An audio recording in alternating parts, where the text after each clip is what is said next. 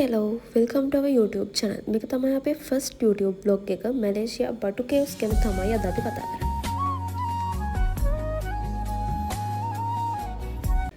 කුවාලාලම්පූර් සිටි එකේ ඉඳන් කිලෝමීටර් 13ක් වගේ දුරක් ගියාම බටු කේව්ස් බලා ගන්න පුළුවන්. මෙතන ස්වභාවික ගුහාවක විශේෂයෙන් හින්දු භක්තිකයන් අදහන මුරුගන් දෙවියන්ගේ දේවාලයක් තමයි තියෙන්නේ. අපි ලංකාවේ කතරගම දෙවියෝ අදහන්නේ අන්න ඒ වගේ තමයි. බටු කේව්ස් වල තමයි මීටර් 42ක් උස ලෝක විශාලම මුරුගන් පිළිමය තියෙන්නේ. පඩිපෙළිය නැගලා තමයි දේවාලයට යන්න ඕනේ. මෙතන පඩි 272ක් තියෙනවා. ඒ සම්පූර්ණ පඩි පෙළේම රේන්බෝ කලර්ස් වල ෂේඩ් එකක් තමයි තියෙන්නේ. මේ පඩි 272ම කලර්ස් 272ක් තියෙනවා කියලා තමයි කියන්නේ.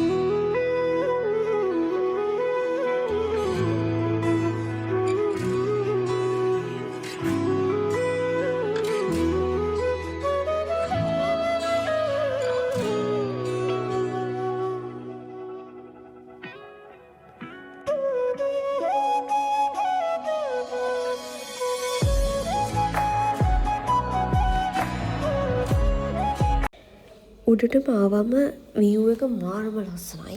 ඈතින් KLCT එකත් පේනවා. මෙතනින් ඇතුළට ගියාම මුරුගන් දෙවියන්ගේ දේවාලය, ඒ වගේම වල්ලිමෑණියන්ගේ දේවාලයක් තියෙනවා.